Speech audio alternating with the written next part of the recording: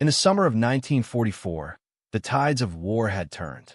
What had begun as Japan's dream of empire was collapsing beneath the waves of the Pacific. The United States, once reeling from the shock of Pearl Harbor, was advancing relentlessly westward, island by island, mile by mile. The stage was set for one of the most decisive confrontations in naval history, the Battle of the Philippine Sea.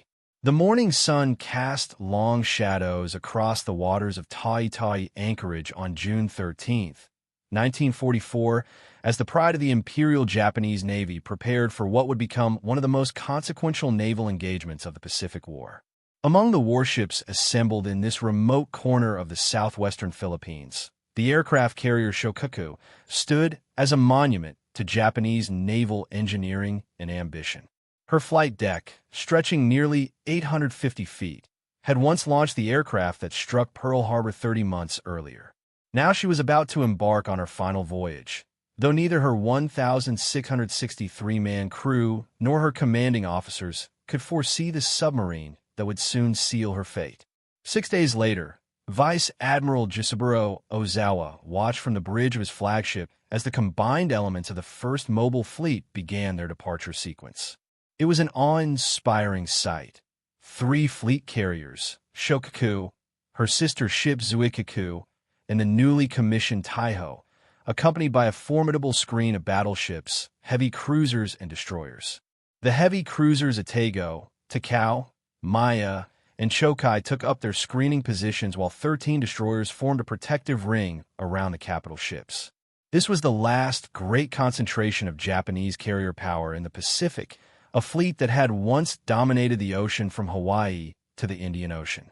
Their departure from Tawi was more than another sortie. It was a desperate gamble to reverse the tide of war that had turned decisively against Japan since Midway.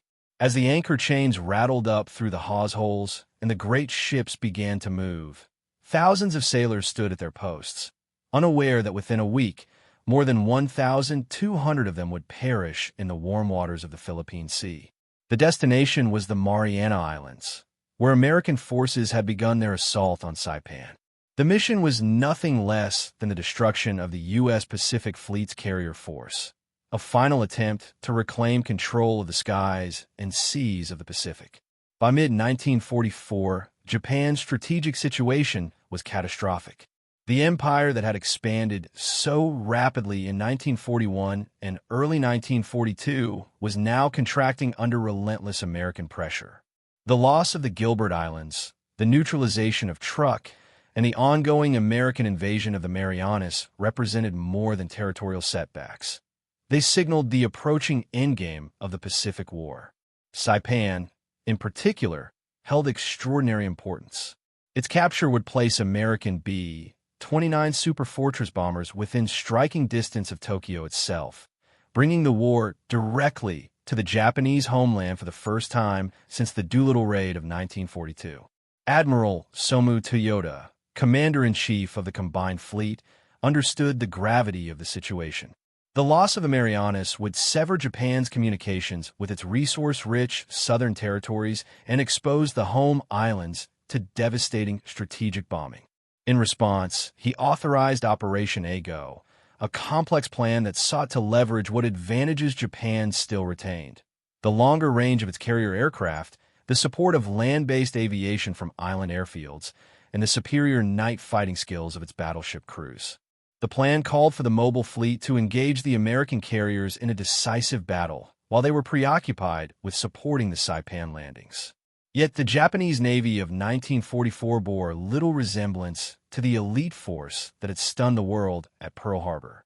The attrition of experienced pilots had become its greatest weakness. The veterans who had executed the precision attacks at Pearl Harbor, Darwin, and Colombo were gone, lost in the grinding battles of Midway, the Solomons, and the Santa Cruz Islands. Their replacements, rushed through abbreviated training programs, possessed neither the skill nor the experience of their predecessors. Many of the pilots aboard Shōkaku and her sister carriers had fewer than 200 flight hours, compared to over 800 logged by their American counterparts. Fuel shortages compounded the crisis. Japan's merchant fleet, systematically destroyed by U.S. submarines, could no longer transport refined oil from the East Indies to the home islands. The mobile fleet was forced to operate on unrefined Tarican crude, a thick, sulfurous fuel that fouled boilers, belched black smoke, and reduced maximum speed. Below decks, engine room crews worked in infernal conditions, choking on toxic fumes and enduring temperatures that made life almost unbearable. Despite these handicaps, Ozawa's fleet remained formidable on paper. It boasted 9 aircraft carriers carrying approximately 440 aircraft, supported by 5 battleships, including the giants Yamato and Musashi, along with 13 cruisers and 28 destroyers. This armada would face Admiral Raymond A. Spruance's Fifth Fleet, which fielded 15 carriers with 956 aircraft, 7 battleships, 21 cruisers, and 69 destroyers. The Americans held clear advantages in numbers, radar, pilot training, and logistics, but Ozawa hoped that superior tactics and the element of surprise might yet turn the tide. The strategic chess match between Ozawa and Spruance began even before their fleets left their respective anchorages. Japanese naval intelligence had correctly identified the Marianas as the next American target, allowing Ozawa to preposition his forces for a counterstrike. His plan was elegant in conception. He would keep his carriers beyond the range of American aircraft while using his own longer-range planes to strike the U.S. fleet. Japanese carrier aircraft, stripped of armor and self-sealing fuel tanks to save weight, could attack from 300 miles away, while American planes had an effective combat radius of only 200 miles. Ozawa also counted on the support of over 500 land-based aircraft stationed on Guam, Rota, Tinian, and Yap. These planes were to execute preliminary attacks on the American fleet, weakening it before the carrier engagement. The combined assault of land and carrier-based aviation, he believed, would overwhelm American defenses and open opportunities for decisive strikes. The Japanese admiral divided his fleet into 3 groups. The vanguard force, under Vice Admiral Takeo Kurita, operated with light carriers and cruisers. Force A, commanded by Ozawa himself aboard Taiho, included Shōkaku and Zuikaku, and Force B, under Rear Admiral Takagi Joshima, contained the remaining carriers. It was a complex and ambitious plan, one that assumed coordination, secrecy, and perfect timing. But the realities of 1944 would prove far less forgiving. For 3 tense hours, Cavalla shadowed the formation. Each time the submarine maneuvered into attack position, a destroyer veered toward her, forcing Kostler to dive deep and evade. After this prolonged game of cat and mouse, the convoy vanished. Unknown to Kostler, those ships were fleet oilers supporting Ozawa's mobile fleet. Had he succeeded in attacking them, Japan's carriers might never have reached the Philippine Sea. The following afternoon, new orders arrived from Lockwood's headquarters. Multiple submarines had sighted Japanese forces converging eastward, clearly a major fleet movement. Cavalla was directed to a new position, 13 degrees 0 minutes north, 137 degrees 0 minutes east, roughly 350 miles west of Guam. Kostler plotted the course and pushed his engines to the limit. At 1945 hours on June 17th, radar detected a faint contact bearing 290 degrees, range 30,000 yards. Moments later, additional echoes appeared. 2, then 4, then 7 large ships in formation. Kostler's pulse quickened. These were no merchants. Careful plotting revealed a powerful task force heading northeast at 19 knots. At least 1 carrier, several cruisers, and destroyers screening the formation. He had found them, the Japanese first mobile fleet. Kostler faced a difficult choice. He was in perfect position to attack, yet he knew the intelligence value of this discovery outweighed any single torpedo salvo. After conferring with his executive officer, he made a fateful decision. He would surface and transmit a contact report before attacking. Surfacing near an enemy fleet defied every instinct of submarine warfare, but the risk had to be taken. At 2,145 hours, after the Japanese formation passed beyond visual range, Cavalla surfaced into the humid Pacific night. Her radio operator transmitted, "Large enemy task force. Latitude 13 degrees 0 minutes north. Longitude 136 degrees 30 minutes east. Course 0, 45 degree. Speed 19 knots." Composition: at least one carrier, several battleships or cruisers, multiple destroyers. The message sped across the ether to Pearl Harbor and was relayed to Admiral Spruance aboard USS Indianapolis. This was the first definitive report confirming the approach of the Japanese carrier force. Spruance now knew that the decisive battle was imminent. After transmitting, Cavalla submerged and attempted to regain contact, but the surface ships were too fast. By dawn on June 18th, Kostler gave up the chase and resumed his patrol. He did not know it yet, but his report had effectively opened the Battle of the Philippine Sea. The following day, June 19th, dawned calm and bright over the Philippine Sea. Somewhere over the horizon, hundreds of aircraft were already in motion, Japan's last great gamble unfolding in the skies. At 10:48 that morning, in waters blue and deceptively serene, Cavalla's sonar operator picked up high-speed propeller screws bearing 70 degrees. Kostler raised his periscope briefly and froze. There it was, a Japanese carrier, with aircraft circling above. He lowered the scope instantly and ordered battle stations. The hunt had begun. At 10:52 a.m., the periscope broke the surface once more for a fleeting glance. Through the shimmering lens of the Philippine Sea, Kostler saw a sight few submariners would ever witness. A full-size Japanese fleet carrier, her deck crowded with aircraft, turning slowly into the wind to recover her returning planes. The rising sun insignias gleamed bright against the gray-blue sea. Off her starboard quarter, a heavy cruiser and several destroyers maintained tight escort. He recognized the distinctive profile immediately. A Shōkaku-class carrier, either Shōkaku herself or her sister ship Zuikaku. The range was still too great, roughly 12,000 yards, but the carrier's course and speed were ideal. The massive ship was closing fast. The next 15 minutes demanded perfect nerve. Any mistake, any unnecessary movement could mean detection and death. Kostler ordered Cavalla to 60 feet and adjusted course to parallel the carrier's track. Inside the control room, the temperature was rising. Sweat trickled down men's faces as the submarine glided silently beneath the waves.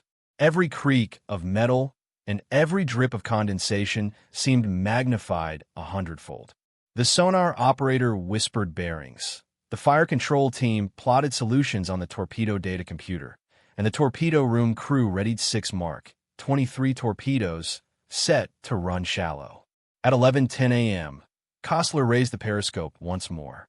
The great ship was now close, barely 5,000 yards away and crossing from port to starboard, a perfect broadside target. But one of the destroyers, later identified as Urike's, was sliding dangerously across Cavalla's line of fire. If it detected the periscope flash, or if it crossed the torpedo track, the attack could fail, and the submarine would not survive the counterattack. For 30 seconds, Kostler hesitated, a lifetime in battle. Then he saw his opening. "Stand by. Fire 1. The command was calm, almost routine. The first torpedo roared out of its tube with a heavy metallic thud, followed by 5 more at 8-second intervals. 6 white trails streaked through the green water toward the unsuspecting carrier. Ahead full. Take her deep. Flood negative." Kostler barked. Cavalla angled sharply downward as seawater rushed into the negative tank, forcing the submarine into a steep dive. Less than a minute later, a deep, muffled boom reverberated through the hull. Then another, and a third. The men in the control room exchanged quick, silent grins. They had struck home. On board Shōkaku, disaster came without warning. Lookouts spotted the approaching wakes, too late to maneuver. The first torpedo slammed into the starboard side amidships, ripping open boiler room number 3 and flooding it instantly. The second struck forward, igniting aviation fuel tanks. The third exploded near the forward elevator, jamming it in place and wrecking the hangar below. In seconds, Raging fires consumed the aircraft stored there, their loaded bombs cooking off in brilliant flashes. Flames raced through ventilation ducts. Fuel vapor ignited, and the hangar became a furnace. Captain Matsubara Hiroshi ordered counterflooding to correct the list, but the flooding only worsened as the hull opened further to the sea. Power failed across several sections. Men struggled in the choking smoke, their voices drowned by the roar of fire and the crack of ammunition detonating. Back aboard Cavalla, triumph turned instantly to terror. Japanese escorts were already reacting. Ping! The unmistakable cry of active sonar filled the sound room. Then came the first depth charge pattern. The explosions were distant at first, dull thuds rolling through the water like thunder. Then they crept closer. The lights flickered. Cork insulation rained down from the overhead. Kostler ordered silent running. All motors stop. The submarine glided in darkness, descending beyond 300 feet. Men removed their shoes and worked barefoot to muffle every step. Inside the steel hull, the air grew hot and stifling. Beads of sweat dripped onto control panels. The crew spoke only in whispers. Above them, destroyers crisscrossed, methodically dropping patterns of depth charges. Each detonation sent shockwaves hammering through the hull. One blast struck so close that gauges shattered and a valve blew open, flooding the bilge with seawater. Electricians scrambled to patch it while others held their breath, waiting for the next explosion. For 2 hours, the torment continued. The submarine varied its depth between 250 and 400 feet, turning slowly, trying to lose its hunters in the thermal layers of the sea. The Japanese destroyers coordinated their attacks with deadly precision, one maintaining sonar contact while another swept in for a run. The pattern was relentless, mechanical, terrifying. Then, suddenly, silence. The pings faded. Only the soft hum of the submarine's motors and the hiss of air could be heard. The sonar operator raised a hand. Contact moving away. Relief washed through the boat, but no one dared celebrate. They waited, motionless, for another hour. At 1:32 p.m., faint news sounds reached the hydrophones, the groaning, tearing noises of a great ship breaking apart. The operator listened carefully, eyes wide. "She's breaking up," he whispered. Moments later, 4 enormous explosions rolled through the depths. Not depth charges this time, but something far greater. Ammunition magazines, or aviation fuel, detonating. Shōkaku was dying. On the carrier, damage control teams fought a losing battle. Fires reached the forward hangars. Ordnance began exploding. Below decks, aviation gasoline fumes collected in sealed compartments. At 2:08 p.m., the volatile mixture ignited. A colossal blast ripped through the heart of the ship, lifting her flight deck several feet into the air. The explosion killed hundreds instantly and shattered what remained of her watertight integrity. Flames erupted through the seams of the deck. Anti-aircraft ammunition cooked off in rapid succession. Captain Matsubara, realizing the ship was lost, gave the order to abandon ship at 2:10 p.m. Men slid down the listing deck into the sea, some burning, others injured by debris. Urikes and the light cruiser Yahagi closed in to rescue survivors, throwing lines to the men struggling in the oil-slicked water. At 3:01 p.m., Shōkaku rolled sharply to starboard, her bow rising high. Then, with a final groan of tortured steel, she slipped beneath the surface, stern first.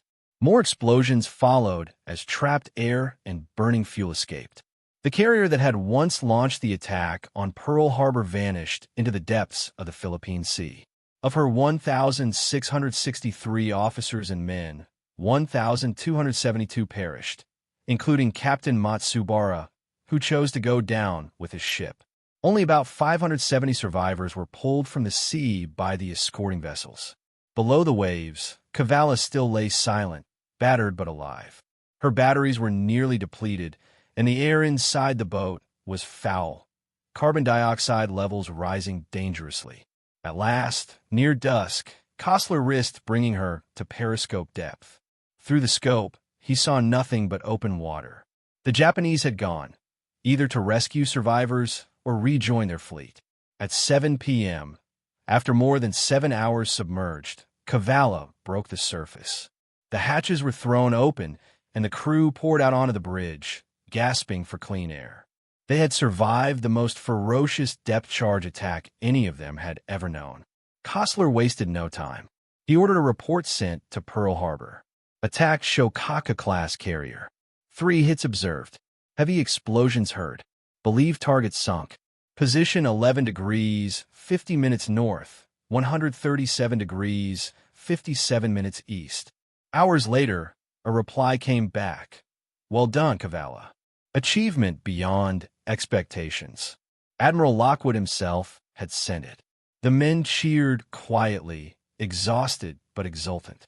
They had sunk one of Japan's most powerful carriers, the same ship that had helped unleash the war at Pearl Harbor. For the next 6 weeks, Cavalla continued her patrol, engaging minor targets, but finding nothing that compared to that day's triumph. On July 1st, she arrived at the newly captured port of Saipan for refueling and resupply. The harbor was a vision of chaos and victory. Wrecked ships smoldering along the coast, Marines fighting on the hills above, and the thunder of distant gunfire echoing through the humid air. Officers from Admiral Spruance's and Admiral Turner's staffs came aboard personally to congratulate Costler and his crew. Only then did the men of Cavalla learn the full scale of the victory they had helped secure. The Battle of the Philippine Sea had ended in total disaster for Japan. 3 carriers sunk, over 600 aircraft lost, and the cream of its naval aviators destroyed. The Great Mobile Fleet, Japan's last hope for decisive action, was gone forever. The sinking of Shōkaku was more than a tactical victory. It was a symbol, the closing of a circle begun at Pearl Harbor. The ship that had launched the war for Japan had been destroyed by a single submarine from the nation she had once struck. Cavalla would go on to complete 5 more war patrols, sinking additional Japanese ships, but her place in history was already assured. For Lieutenant Commander Costler and his 72 men, June 19, 1944, would forever be the day they changed the course of naval warfare. In the days and weeks that followed, word of Cavalla's success spread quietly through the ranks of the silent service. Her contact report had helped set the stage for the largest carrier battle in history. Her torpedoes had struck a mortal blow against Japan's naval air arm. Together with USS Albacore, which sank the brand-new carrier Taiho that same morning, Cavalla had reduced Ozawa's striking force to a shadow of its former power. 2 of Japan's 3 main carriers were gone within a single day, and hundreds of veteran aviators, men who could never be replaced, were lost with them. The results of June 19, 1944, were catastrophic for the Imperial Japanese Navy. Ozawa's remaining carriers, heavily outnumbered and deprived of their best air crews, could no longer mount effective operations. In a battle that American pilots would forever remember as the Great Marianas Turkey Shoot, Japanese aircraft fell from the sky in droves. Nearly 400 destroyed in a single day by superior U.S. fighters, radar direction, and disciplined tactics. For every American plane lost, 10 Japanese aircraft were annihilated. By the evening of June 20th, the sea was littered with burning wreckage and oil slicks stretching for miles. The battle had decisively ended Japan's ability to wage carrier warfare. Never again would the rising sun fly over a major offensive fleet action. The once proud carrier force that had struck terror across the Pacific now existed only as scattered hulls retreating toward Okinawa and the home islands. For Cavalla, the end of her first patrol brought both pride and solemn reflection. The crew knew what they had achieved, but they also understood the human cost beneath their victory. Over 1,000 Japanese sailors had perished that day, most of them trapped below decks, victims not of cruelty but of circumstance. They fought for their country as we fought for ours, Costler later wrote in his memoirs. The ocean took them all the same. The submarine's contribution did not end with the destruction of Shōkaku. Her attack and survival became case studies in naval academies and submarine schools across the world. Kostler's restraint in transmitting his contact report before attacking demonstrated the vital strategic value of submarines as scouts and sentinels, not merely hunters. His discipline during the attack, making only 3 brief periscope observations, maintaining silence under prolonged bombardment, became textbook examples of submarine command under pressure. Post-war analysis by both American and Japanese historians confirmed Cavalla's role in shifting the balance of the Pacific campaign.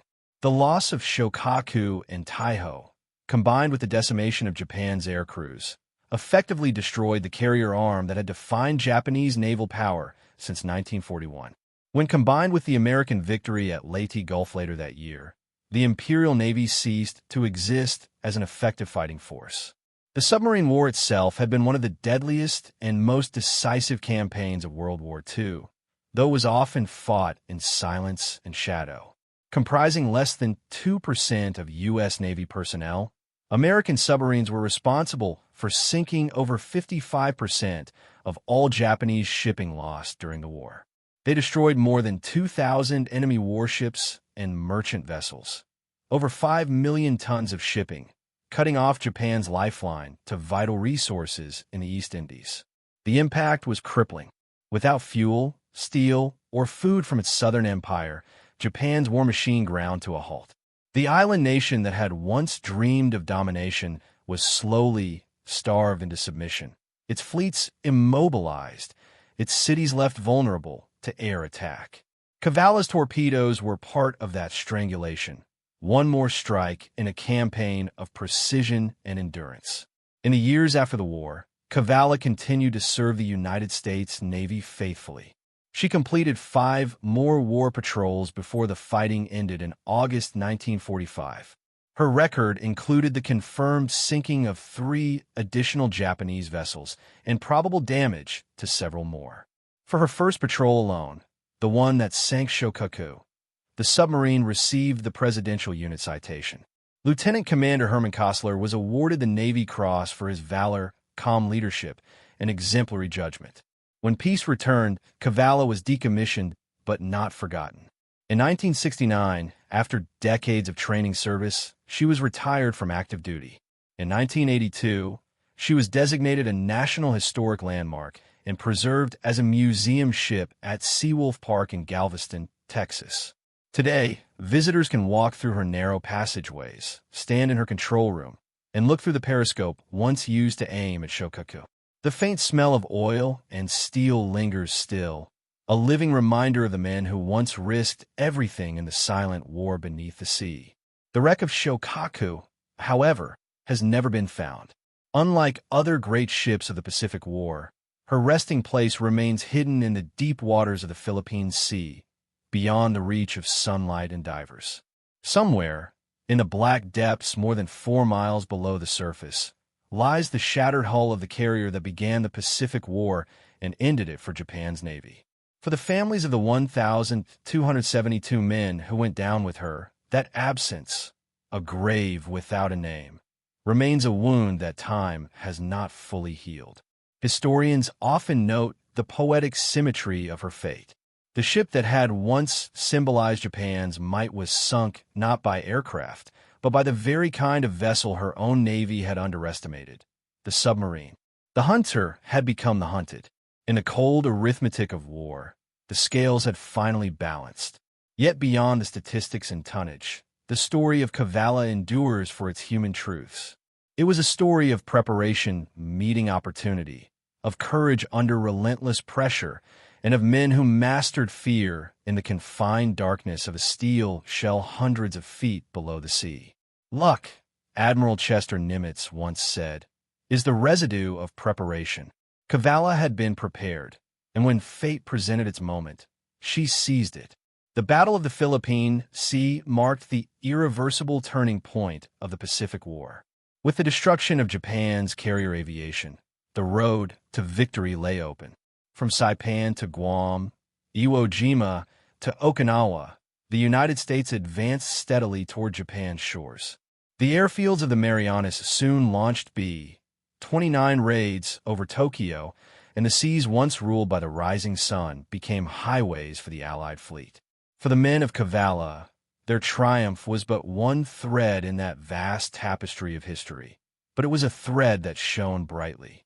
They had changed the course of war not with grand fleets or armies, but with 6 torpedoes and 72 hearts that refused to yield. Today, when visitors stand on Cavalla's deck beneath the Texas sun, they can still feel the pulse of that day in June 1944. The tension, the silence, the distant rumble of explosions beneath the sea. It is more than history. It is a memory preserved in steel. The sinking of Shōkaku was not just the end of a ship. It was the end of an era, the twilight of Japan's naval dominance, and the dawn of a new age of maritime warfare. From that moment onward, the balance of the Pacific was decided. And so, the Cavalla rests today as both a relic and a reminder of courage in darkness, of sacrifice in silence, and of how, in the immensity of war, even a single submarine could alter the fate of nations.